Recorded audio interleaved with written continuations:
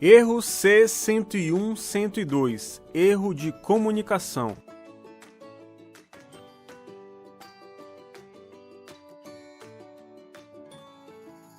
Primeira etapa: verificação das conexões das fiações.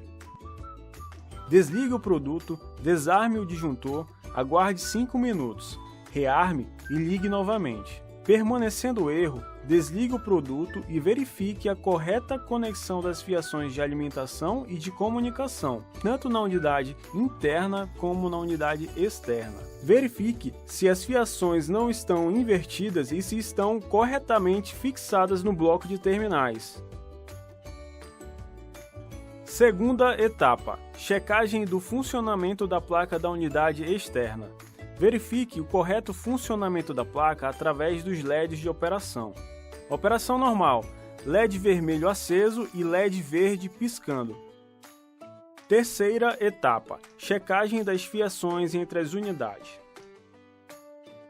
Para checar se há algum problema nas fiações, faça a medição das tensões de saída no bloco de terminais da unidade externa e tensão de entrada da unidade interna. Meça L em relação a N e F1 e F2 em relação ao terra, carcaça.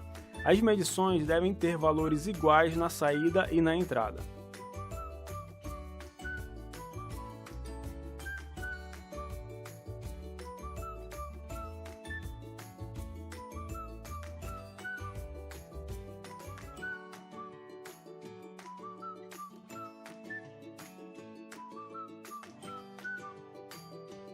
Quarta etapa: troca das placas.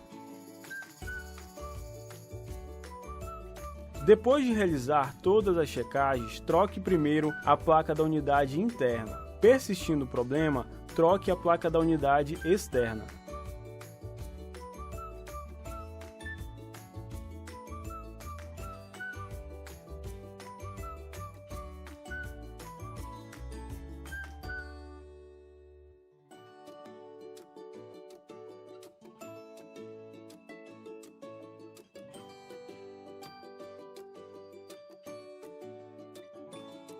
Código de erro C121, erro no sensor de temperatura interno.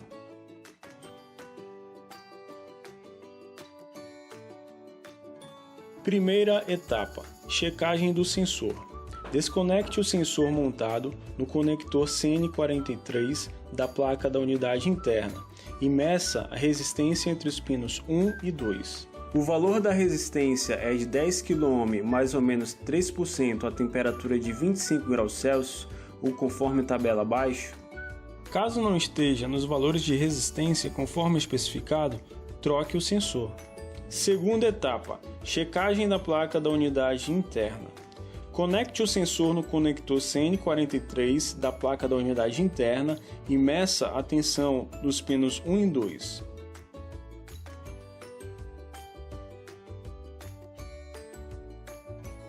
A tensão está entre 0,5 e 4,5 volts. Se não estiver, troque a placa.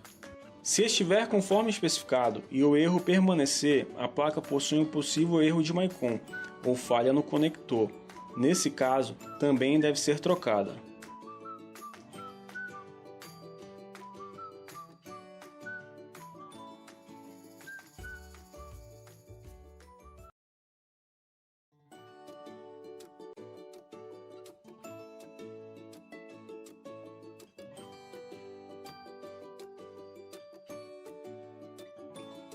Erro C154, erro no motor fan da unidade interna.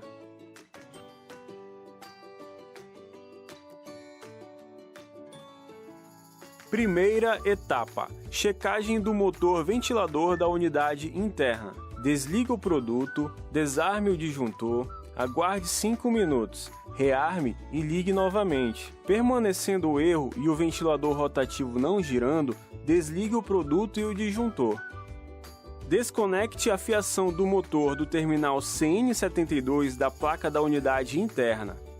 Verifique se há algum curto entre os pinos de 1 a 6 do conector. Caso exista, troque o motor.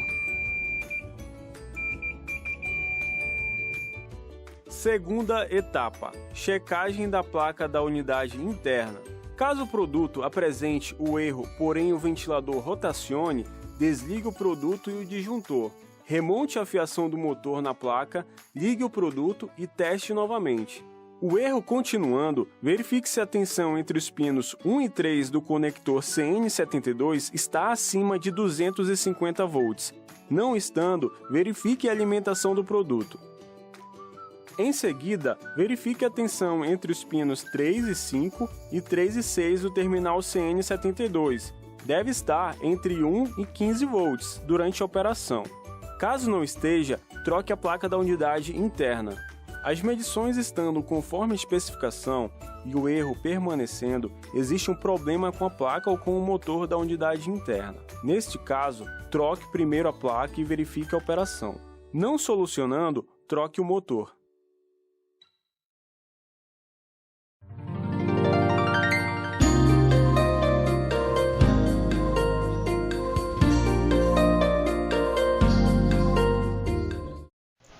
Olá meus amigos, eu sou o Tom aqui do Magazine Mania de TV e hoje eu vou deixar algumas dicas da Samsung para você que é aí técnico ou instalador de ar-condicionado. Contudo, gostaria de deixar a dica apenas para quem tem já aí o costume de trabalhar com ar-condicionado.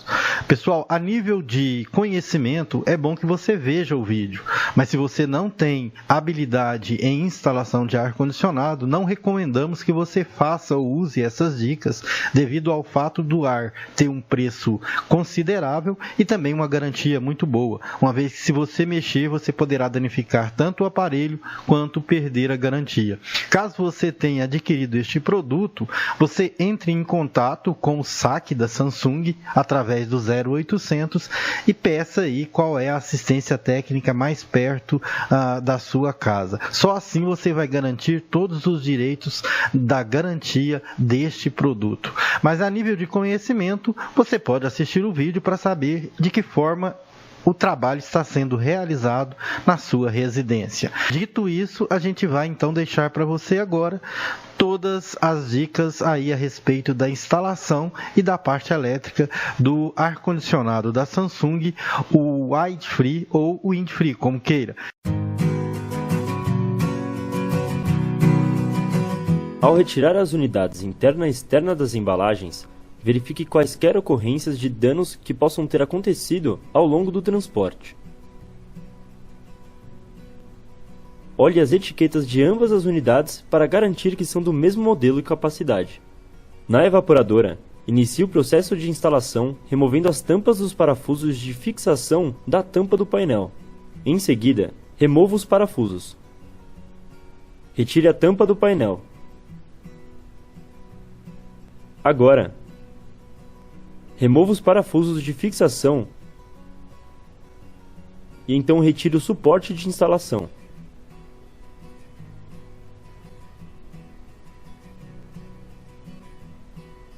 Para um adequado planejamento do local de instalação da evaporadora, realize as medições da unidade, de sua tubulação e do suporte de fixação.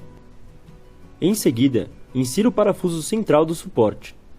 Utilizando um nível, defina a posição correta. Em seguida, fixe os demais parafusos para então posicionar a evaporadora no suporte. Para o correto funcionamento do produto e facilidade de acesso em possíveis manutenções, atenda aos requisitos do manual de instalação. No posicionamento da evaporadora, garanta a distância mínima de 10 cm do teto e 12,5 cm nas laterais. Note que a conexão da tubulação, dreno e fiações elétricas é facilitada pelo acesso na parte inferior do produto. Para as conexões das tubulações entre as unidades evaporadora e condensadora, utilize as bitolas de 1/4 e 3/8. Lembrando que o comprimento mínimo entre as unidades é de 3 metros e o máximo é de 15 metros. Após 7,5 metros, é necessário inserir 15 gramas de fluido refrigerante R410A a cada metro adicional. A Samsung homologou apenas a utilização de tubulação de material de cobre. Realize o flangeamento das tubulações atentando para o ângulo correto e a remoção completa de rebarbas. Para realizar a conexão com a tubulação da unidade evaporadora, enrosque a porca manualmente até o final. E em seguida, com o auxílio de 2 chaves inglesas, aplique o torque adequado. Conecte a saída do dreno com a mangueira. Ajuste o conjunto de tubulações e o dreno conforme o tipo de instalação a ser utilizado. Nesta, estamos passando o conjunto pela saída lateral da unidade evaporadora. Através de 2 pontos de parafusamento,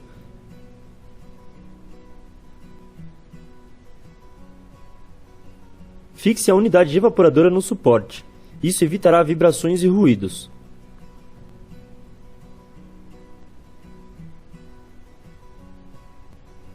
Para a conexão dos tubos de alta e baixa nas válvulas da unidade condensadora, siga os mesmos procedimentos de preparo e conexão utilizados para a unidade evaporadora.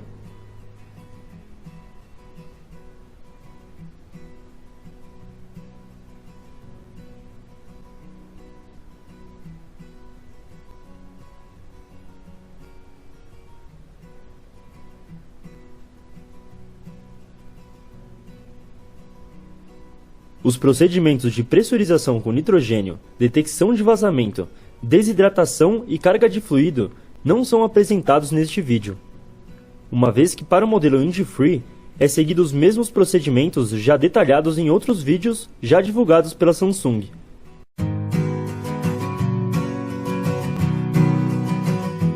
No modelo Wind-Free 9 e 12.000 BTUs, temos L e N como Power, alimentação, e F1 e F2 como comunicação. Utilizando um cabo PP de 3 vias, com os terminais tipo garfo ou tipo olhal, conecte a alimentação na unidade externa condensadora. Preste muita atenção nos dizeres da etiqueta adesiva. A tensão de alimentação necessária é de 220 volts com disjuntor independente de 10 amperes. Conecte os fios preto e marrom nos bornes L e N de alimentação, e posteriormente conecte o fio azul sendo o aterramento da unidade. Utilizando um cabo PP de 5 vias com os terminais tipo garfo ou tipo olhal, faça as conexões entre a unidade condensadora e evaporadora. Nos mesmos padrões de cor, conecte os fios preto e vermelho nos bornes de alimentação L e N. Conecte os fios que servirão de comunicação nos bornes F1 e F2. Fio azul no borne F1. Fio branco no borne F2. Fio verde na carcaça fazendo terra. Na unidade evaporadora, insira o cabo de comunicação pela região inferior. No modelo Wind-Free, esse acesso é facilitado através da remoção da tampa do painel. Abra a tampa dos bornes. Fixe de acordo com o conectado na condensadora.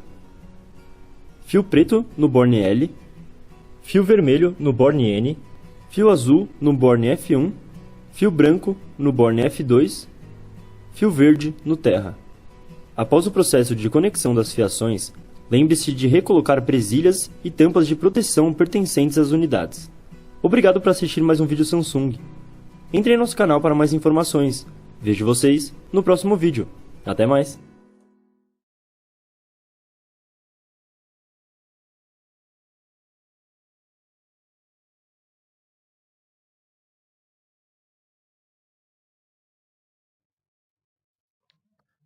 Fala pessoal, aqui é Sérgio Oliveira, instrutor especialista de treinamento de ar-condicionado da Samsung.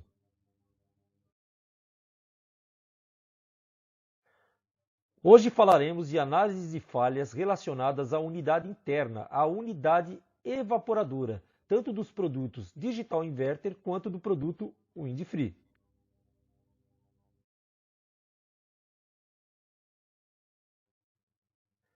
E vamos para a primeira análise.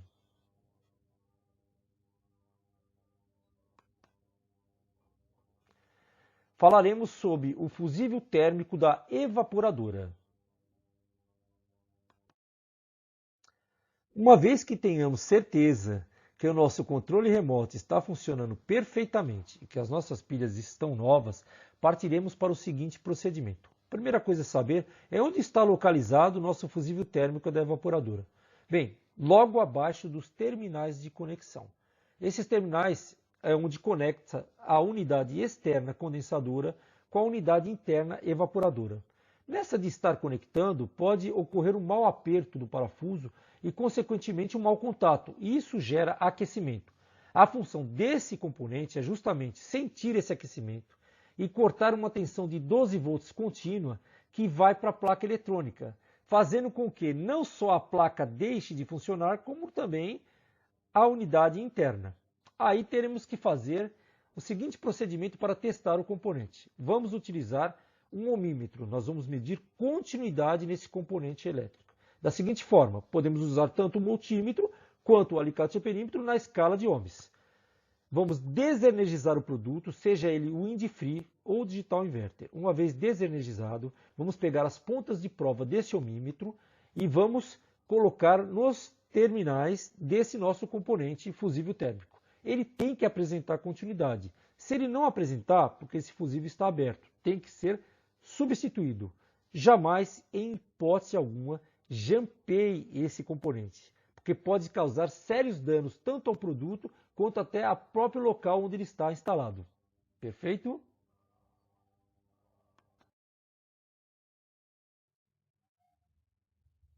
E vamos para a segunda análise.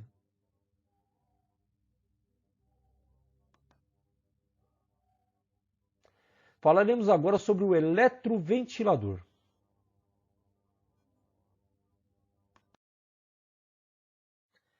É o ventilador BLDC, alimentado por uma tensão de 310 volts contínua vinda da placa eletrônica. O primeiro teste que vamos fazer é um teste mecânico.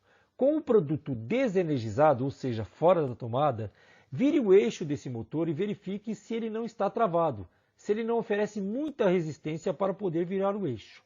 Uma vez ok, vamos partir para outro teste. Retire o conector desse ventilador de lado da placa eletrônica. Retire o conector elétrico, desconecte o motor da placa eletrônica. Uma vez desconectado, pegue o ohmímetro numa escala de 2000 ohms e vamos medir a resistência ohmica entre os fios preto e vermelho. Ou seja, vamos ver de quantos ohms que tem entre esses dois fios. Você tem que encontrar uma resistência ohmica superior a 200 ohms. Feito isso, sabemos que o motor está ok.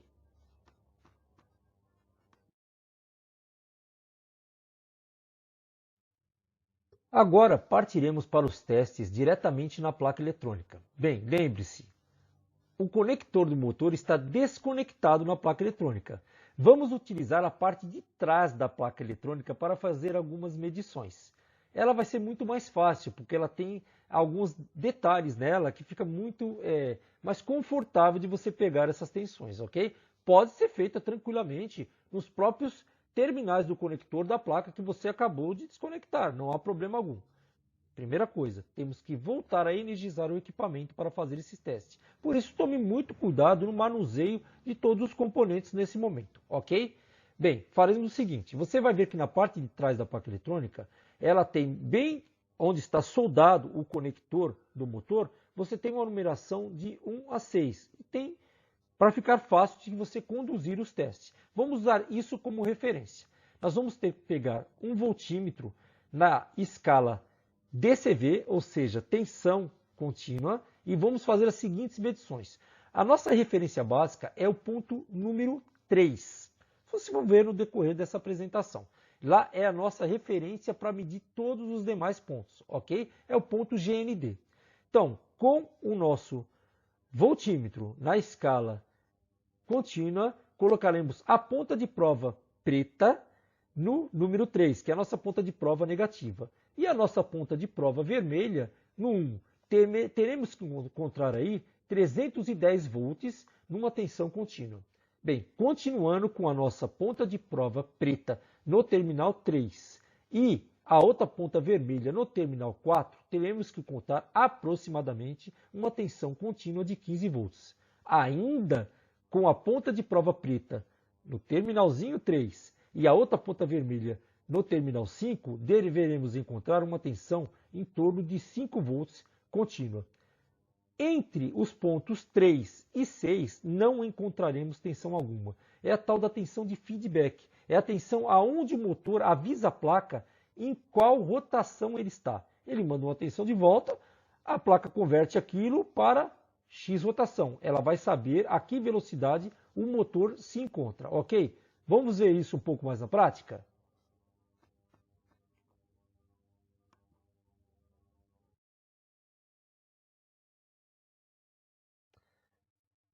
Bem, temos aí o nosso voltímetro numa escala de tensão contínua, exatamente do ponto 1 ao ponto 3. Podemos verificar que ele dá uma tensão aproximada de 310 volts, ou seja, a sua placa eletrônica até agora está ok.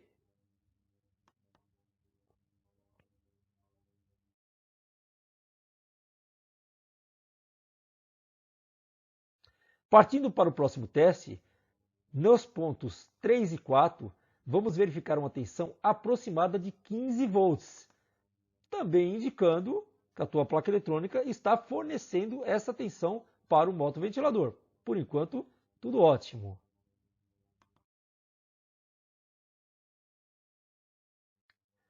Faremos então a nossa última medição, ou seja, do ponto 3 para o ponto 5. Tem que apresentar uma tensão em torno de 5 volts contínua. Feito isso, temos a certeza que a placa eletrônica está cumprindo com a sua função, ou seja, ela está mandando a tensão necessária, todas as tensões necessárias para que o ventilador funcione de uma forma adequada. Aí, pessoal, vem a grande dica. Feito isso, você já viu que a sua placa está ok, você vai por eliminatória. O problema só pode estar no nosso motor ventilador. Substitua-o.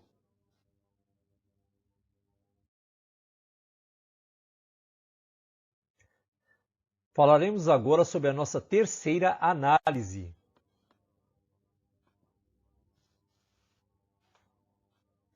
Checagem das conexões elétricas e comunicação.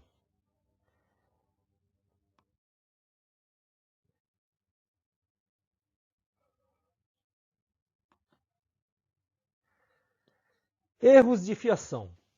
Bem, na unidade externa condensadora e na unidade interna evaporadora, temos os bornes de interligação. Aquele borne de interligação que fica na unidade interna que falamos anteriormente, né? Onde fica o nosso fusível térmico, ok? Bem, o que acontece? Temos nesse exemplo aí a alimentação da condensadora sendo interligada com a unidade evaporadora de uma forma correta, ou seja, o LUN da unidade externa com o LUN da unidade interna, tranquilamente até então. Quanto à comunicação, a mesma coisa. F1 e F2 da unidade externa interligado através de cabos de uma forma correta com o F1 e F2 da unidade interna.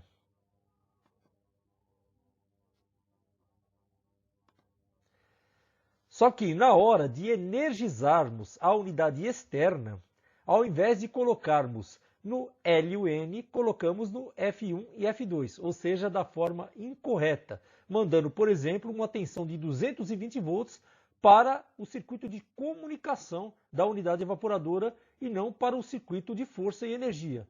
E isso causa queima da placa eletrônica, ou seja, tem que ter atenção na hora de estar fazendo essas ligações elétricas. Muita atenção nesse momento.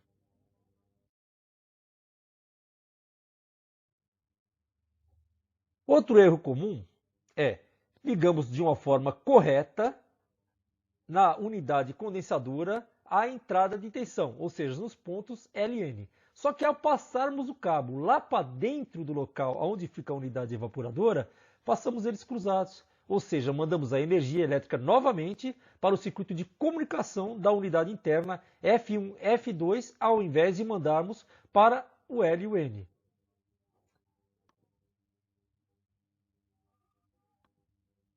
E, consequentemente, o circuito de comunicação mandamos para a entrada de força do circuito interno.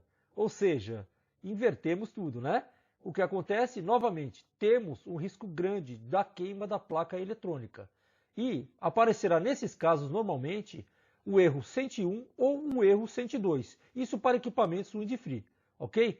O segredo é, pessoal, muita atenção, marca os fios direitinho, enumere-os, coloca uma fita, dá um nó nele, faça alguma coisa para que isso não aconteça. Perfeito?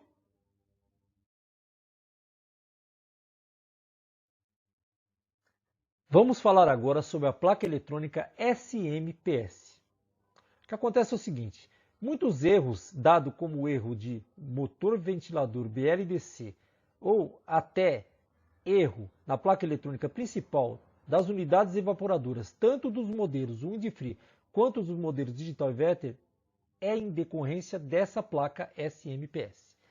Para isso teremos que fazer alguns testes. O primeiro teste que vamos fazer é com os produtos desenergizados, fora da tomada. Pegaremos o multímetro na escala de Ohm e verificaremos a continuidade entre dois fusíveis existentes nessa placa.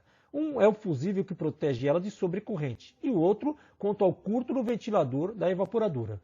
Verificada a continuidade nesses fusíveis, estando tudo ok, passaremos para os próximos testes. Para os próximos testes, vamos utilizar essas imagens acima, onde estão numeradas de 1, 2 e 3. Vamos utilizar primeiro essa imagem número 1, ok?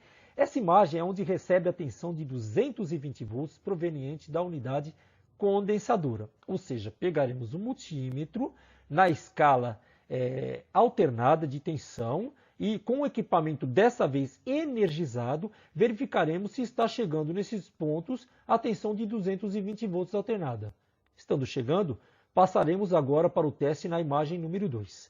Lá vamos tomar a seguinte referência. Temos 3 pinos nessa imagem. Partindo da direita para a esquerda, o primeiro pino vamos chamar de número 1, o segundo número 2 e o último pino de número 3. O pino de referência em questão aí é o pino do meio, é o nosso GND. Agora teremos que trabalhar com o multímetro na escala de tensão contínua. Uma vez colocado, pegaremos a ponta de prova preta, a nossa ponta de prova negativa, e colocaremos no pino do meio, que é o pino número 2. E a ponta de prova vermelha no pino número 1, que é o primeiro pino. Temos que encontrar uma tensão ali de 12 volts contínua. Feito isso, ainda com o pino preto, ainda com a ponta de prova no pino número 2, que é o GND, a nossa ponta de prova preta, colocaremos a outra ponta de prova vermelha no pino número 3. E temos que encontrar uma tensão ali de 5 volts contínua. Feito isso, acabamos o teste nessa imagem número 2. Agora vamos para aquele conector vermelho, aquele da imagem número 3. Novamente, lembrando a referência. Da direita para a esquerda, numeraremos esses pinos. O primeiro pino é o 1, o 2 e o 3 é inexistente no caso desse conector, e os pinos 4 e 5 são existentes, são os dois últimos, ok? O nosso GND, a nossa referência aí, é o pino número 5. Ponta de prova preta do nosso multímetro, escala de tensão contínua, lá no nosso pino número 5. E vamos colocar a ponta de prova vermelha no nosso pino número 4. Temos que encontrar uma tensão contínua que varia entre 17 e 27 volts nessas condições. Continuando com a nossa ponta de prova preta no pino 5 e agora a nossa ponta de prova vermelha lá no pino 1, teremos que encontrar uma tensão contínua de 310 volts ali. Pessoal, se a placa estiver nessas condições, já sabemos que a placa SMPS está ok, está funcionando de uma forma correta.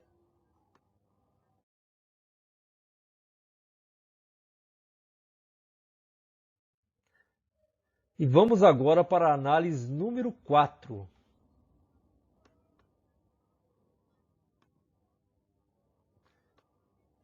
Erro de sensor.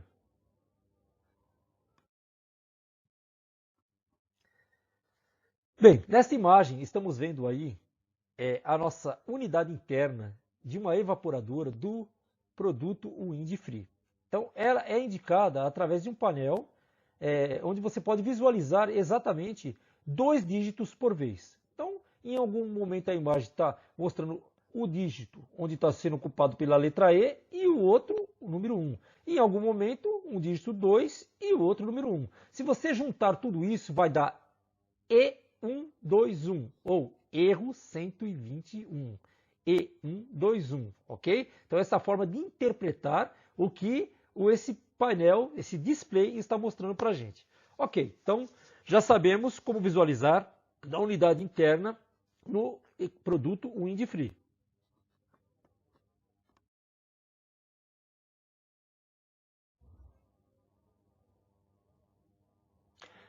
Bem, o erro 121 que vimos ali anteriormente, vindo do produto Windfree, unidade interna, refere-se ao sensor de temperatura ambiente.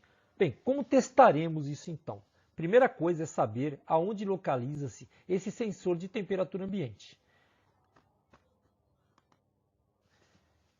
Você, logo olhando frontalmente ao equipamento, ele tem a sua carenagem, você abrindo a tampa dessa carenagem, você vai verificar que ele está fixado conforme a imagem está demonstrando. O que temos que ver aí é se ele está bem fixado, se ele não está caído, não está removido dali e colocado em outro local, que pode alguém ter em algum momento, em alguma manutenção, porventura ter deslocado ele consecutivamente. Outra forma é seguir o cabo elétrico desse sensor até a placa eletrônica onde ele está conectado. Aí teremos que fazer um teste. Com um multímetro na escala de tensão contínua e desconectando esse sensor da placa, verificaremos se ele está com uma tensão aproximada de 5 volts. Se ele estiver com uma tensão superior a 5 volts contínua ou inferior a meio volts contínua, o problema está na placa eletrônica, ou seja, a placa eletrônica não está fornecendo a tensão necessária para que o sensor trabalhe corretamente. Nesse caso, sim, teremos que substituir a placa eletrônica. Mas também há o teste do sensor que pode ser feito. Isso veremos logo a seguir.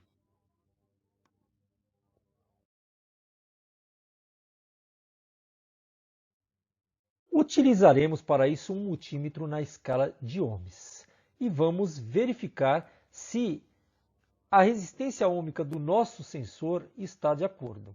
Esse sensor a uma temperatura de 25 graus teria que apresentar uma resistência ohmica de 10 k ohms, ou seja, 10.000 ohms. Então, desconectaremos ele da placa eletrônica. Para isso, o nosso produto já tem que estar desenergizado, primeiramente, e verificaremos através das duas pontas de prova do multímetro se ele se encontra com uma resistência ohmica em torno de 10.000 ohms. Mas veja que essa tabela não se restringe só à temperatura de 25 graus, porque de repente você está num dia mais quente, ele pode estar mais perto do 30 graus do que do 25. Então aí, pessoal, o segredo é usar o bom senso. Qual a temperatura ambiente hoje? Ela está mais próximo de qual valor dessa tabela? Mais próximo do nosso 25, está um dia mais frio, mais próximo de 20, está um dia mais quente, mais próximo de 30, e para cada valor de temperatura ambiente que se encontra a nossa unidade evaporadora, temos um valor de resistência ohmica. Mas a nossa referência, insisto em dizer, a 25 graus ele tem que estar em torno de 10.000 ohms, ou 10 k ohms. Daí para frente é usar o bom senso, ok? Estando, é claro, nessas condições, o sensor está bom. Não estando com uma discrepância muito grande com relação a esse valor, temos que substituir o sensor.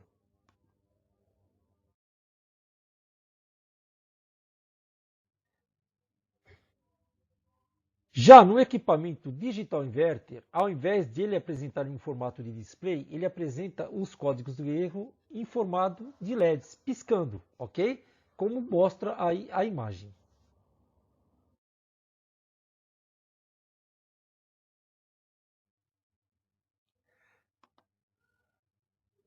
Já no produto Digital Inverter, a forma de apresentar o erro é diferente. Ao invés de usar um display, ela usa LEDs piscando na sua unidade frontal, sua unidade interna evaporadora, ok? Nesse caso especificamente, trata-se do sensor de temperatura de entrada na serpentina. Ela está acusando que esse sensor está apresentando algum problema. Mais para frente veremos o local exato aonde encontraremos o significado de cada circunstância desses LEDs piscando, certo? Trata-se do portal Samsung Climatiza, que falaremos um pouco mais sobre ele ao final desse treinamento. A primeira coisa a verificar é se os conectores elétricos desse sensor estão bem encaixados. Uma vez verificado, vendo que está tudo ok, e o sensor está na sua devida posição, partiremos para o outro teste. Bem, agora trata-se de local exato aonde esse sensor é posicionado. Ele fica normalmente dentro de um fosso. É um pedaço de tubo de cobre, normalmente de 1/4, soldado na serpentina do evaporador. E ele fica encaixado lá dentro conforme mostra a imagem. Estando bem encaixado, vamos partir para o próximo teste, que seria o teste do sensor com relação às suas características elétricas.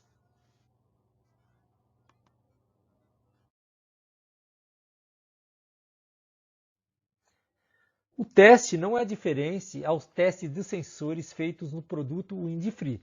Utilizaremos novamente um multímetro na escala de ohms e tomaremos como referência a tabela que se encontra nesta imagem, ok? A uma temperatura de 25 graus, teremos que encontrar uma resistência ohmica em torno de 10 k ohms.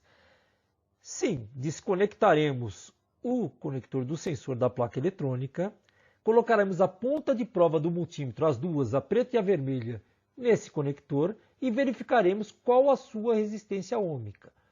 Lembre-se, de repente, não teremos uma temperatura no local onde se encontra o sensor de 25 graus. Poderemos ter, por exemplo, naquele dia, um dia muito quente de 35. A referência iria mudar nesse caso.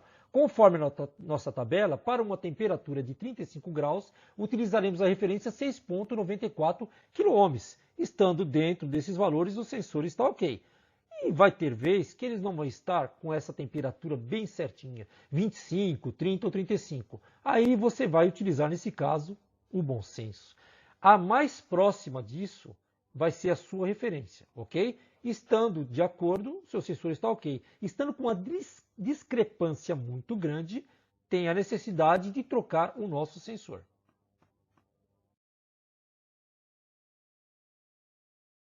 Consultando códigos de erro.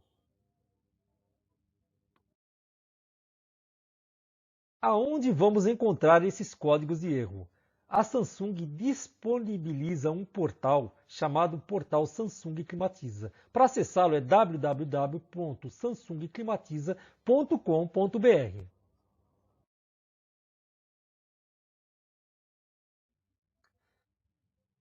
Uma vez acessado, você vai fazer o seu cadastro.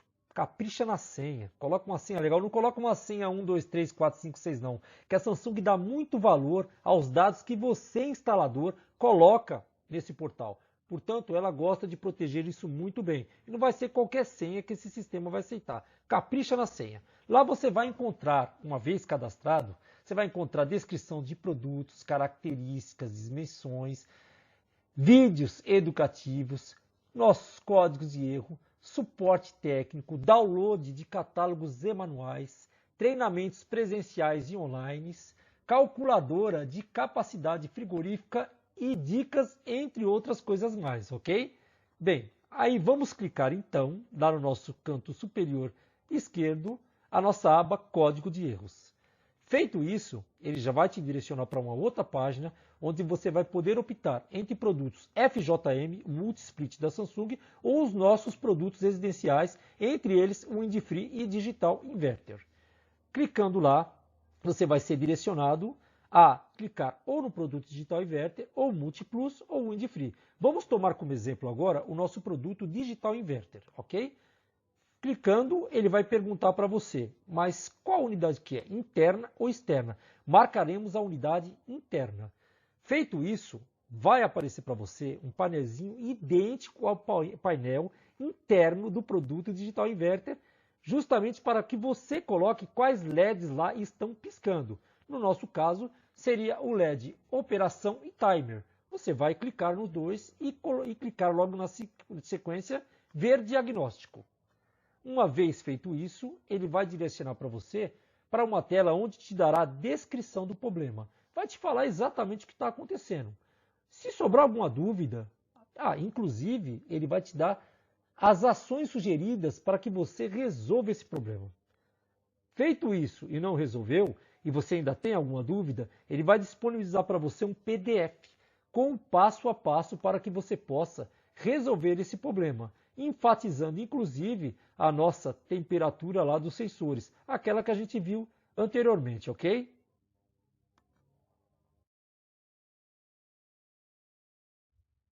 Às vezes, temos a possibilidade de fazer os testes nos sensores através de uma bancada. Um teste muito mais tranquilo, removendo, é claro, o sensor de lá do produto digital inverter ou indifree e trazendo para mais próximo de você. Vamos utilizar um multímetro na escala de 200 k ohms ou acima disso e fazer as respectivas medições na bancada. Podemos fazer de uma primeira forma com o sensor simplesmente livre na bancada, a temperatura ambiente que se encontrar no local onde está essa bancada. Volto a dizer que a temperatura de 25 graus, a resistência ohmica apresentada por esse sensor tem que ser em torno de 10 k ohms, ou seja, 10 mil ohms. Mas para a gente garantir uma maior precisão com relação a essa medição, podemos utilizar também um copo com água. Você vai colocar um copo com água, imergir o teu sensor dentro desse copo com água, com um sensor de temperatura externo, vamos verificar qual temperatura se encontra essa água. Vamos, por exemplo, que essa água estivesse ali a 20 graus. E, é claro, estando a 20, tomaremos como referência, conforme a tabela demonstrada aí, a resistência ohmica de 12,09 k ohms, que é como deveria estar o nosso sensor. Por que utilizar o copo d'água? Pessoal, porque você fica num ambiente muito mais controlado. Se você tiver com o sensor simplesmente em cima do bancada ou até instalado no próprio produto, qualquer ventinho que der vai alterar a temperatura na ponta desse sensor e, consequentemente, vai alterar também a sua resistência ohmica. E, às vezes, você quer a coisa um pouco mais de precisão. Você quer ter certeza, realmente, que aquele sensor está bom ou tem que trocar. Então, a melhor coisa é controlar o seu ambiente. E a água, ela demora muito para aumentar ou diminuir a temperatura. Uma vez o sensor imerso lá e você sabendo a temperatura que está a água através de um termômetro, não há como ter erro, o negócio é muito preciso. Novamente falo, é interessante utilizar o bom senso, que às vezes você não vai ter uma temperatura precisa na água de 20 graus, 30 ou 35. Ela vai estar mais próxima de uma dessas temperaturas, que são as nossas referências. Por isso você vai utilizar o bom senso na hora de medir. O que tiver mais próximo vai ser utilizado como valor. Volto a falar que não pode ter o quê? Uma discrepância muito grande. Tendo isso, você sabe que o seu sensor tem a necessidade de ser substituído, ok? E onde encontrar todas essas informações que falamos aqui agora nesse treinamento?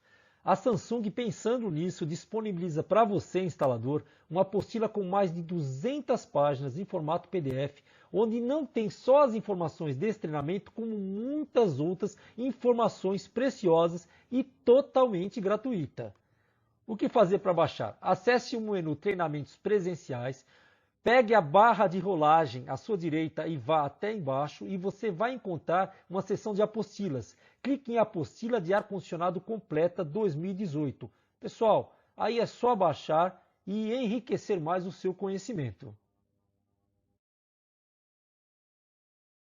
Caso haja mais dúvidas, é só dar uma ligadinha para a gente no 0800 0244 300. É o Alô Climatiza. Tá lá, é como pegar na mão, pessoal. Vai te tirar suas dúvidas passo a passo, vai ter alguém com muito conhecimento especializado lá para te ajudar em campo naquilo que for necessário.